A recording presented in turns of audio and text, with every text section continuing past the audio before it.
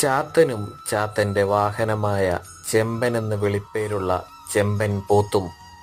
ഘോരമായ ഒരു യുദ്ധത്തിനൊടുവിലാണ് ചാത്തൻ ചെമ്പനെ തൻ്റെ സുഹൃത്തും വാഹനവുമായി തിരഞ്ഞെടുക്കുന്നത്. അതിനുശേഷം ഇരുവരും തമ്മിലുള്ള സ്നേഹം അചഞ്ചലമായി തന്നെ നിലനിന്നു.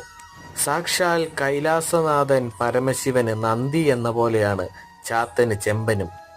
തൻ്റെ അവതാര ഉദ്ദേശം പൂർത്തീകരിക്കാൻ ഭൂമിയിലേക്ക് പുറപ്പെടാൻ നിന്ന ചാത്തൻ പരമശിവനോട് പറഞ്ഞു, എൻ്റെ വാഹനമായി ചെമ്പനെ തന്നെ എനിക്ക് വേണമെന്ന്. എന്നാൽ കൈലാസനാഥൻ ആദ്യം അതിന് സമ്മതിച്ചില്ലെങ്കിലും ഇരുവർക്കും പരസ്പരമുള്ള സ്നേഹവും ആത്മാർത്ഥതയും കണ്ടപ്പോൾ സാക്ഷാൽ കൈലാസനാഥനായ പരമേശ്വരൻ ചാത്തന് അനുവാദം നൽകുകയായിരുന്നു.